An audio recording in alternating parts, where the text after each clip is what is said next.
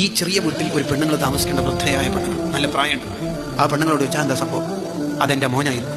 ഞാൻ എന്ത് ഉപദേശിക്കുമ്പോഴും അവൻ പറയും, ഒന്ന് നിങ്ങളെ കഴുതപ്പാട്ടൊന്ന് നിർത്തും. വരുമ്പോൾ തന്നെ കോളേജിൽ നിന്ന് വരുമ്പോൾ തന്നെ തുടങ്ങും, നിസ്കരിച്ചാ എഴുതാൻ നിസ്കരിച്ചത്, നീ ആരെ പോയത്, നീ ഒന്ന് ഉറങ്ങി നിസ്കരിച്ചു, ഒന്ന് അനങ്ങാണ്ടിക്കോ, ബാക്കിയുള്ള വീട്ടിലെ കുട്ടികൾക്ക് എന്തൊരു സ്വാതന്ത്ര്യം ഉണ്ട്, ഇവിടെ ഫുള്ള് ജയിലാന്നല്ല എന്നതാണല്ലോ പുതിയ കുട്ടികളുടെ ഡയലോഗ്. ഉപദേശിക്കുന്നത് ഇഷ്ടമല്ല ഇപ്പോഴത്തെ new generation. My life is my choice. എനിക്ക് ആരാണ് പെണ്ണ് വേണ്ടതെന്ന് ഞാൻ നോക്കിക്കോളാം. ദയവ് ഇത് ഉപ്പൊന്നും മിണ്ടാൻ. നീ കാമുകന്റെ കൂടെ ഒളിച്ചോട് പോകണം. അപ്പൊ ഉപ്പിയുമ്മയോ my life is my choice, എന്റെ ഇണയെ തിരഞ്ഞെടുക്കാൻ എനിക്ക് സ്വാതന്ത്ര്യമില്ല ഉസ്താദേ. അപ്പൊ ഉപ്പിയുമ്മയും അവരും എനിക്ക് വേണ്ട. പക്ഷേ ഇടമോളെ കുറച്ച് നേരത്തെ നീ അത് പറഞ്ഞിരുന്നെങ്കിൽ. എപ്പോ ഉസ്താദേ? കുറച്ച് നേരത്തെ. അതെപ്പോഴാ? ജസ്റ്റ് ബിഫോർ 80 years എന്ന് പറഞ്ഞാൽ 18 കൊല്ലം മുമ്പ് നിന്നെ പ്രസവിച്ച ഉടനെ നീ ബെഡ്റൂമിൽ വീണു. അന്നേരത്ത് നീ my life is my choice. അമ്മ പ്രസവിച്ചില്ലേ, ഇനി എന്നെ അമ്മ നോക്കണ്ട, അന്നേ പറയലല്ലേ. അത് ഇപ്പോഴൊരു ഡയലോഗ്. അത് അന്ന് പറയാതിരുന്നത്.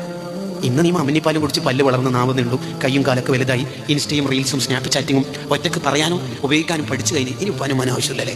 ഇങ്ങനത്തെ ഒരു ഡയലോഗ് പഴയ കാലത്തുണ്ടായിരുന്നു. ഒന്ന് കഴുതപ്പാട്ട് നിർത്തോ. എനിക്കത് നല്ല വിഷമായി. ഈ വയസ്സായി ഉമ്മ പറയാം. ഞാൻ പറഞ്ഞു, അന്തടി മാറും, നീയാണ് കഴുത. എന്റെ മോന് മരണപ്പെട്ടു. എല്ലാ വൈകുന്നേരവും കബറിന്റെ ഉള്ളിൽ നിന്ന് കഴുതന്റെ മുഖമായിട്ട് കഴുതന്റെ സൗണ്ട് പുറപ്പെടുവിച്ചിട്ട് താഴേക്ക് തന്നെ പോക്കാണ് പരിപാടി. ഏത് തെറ്റും അള്ള ഒരുവിധം പുറത്തുവരും, അള്ള ക്ഷമിക്കും. എന്ന് പറഞ്ഞാൽ ശിക്ഷ ആഹ്റത്തിലേക്ക് വെക്കും. ഉപ്പാനും ഉമ്മാനും തൊട്ട് കളിച്ചാൽ ദുനിയാവ് തന്നെ കിട്ടും. ഹാക്കിം ഇമാമിന്റെ മുസ്തദറക്കിൽ ഉദ്ധരിക്കുന്നതാണ്.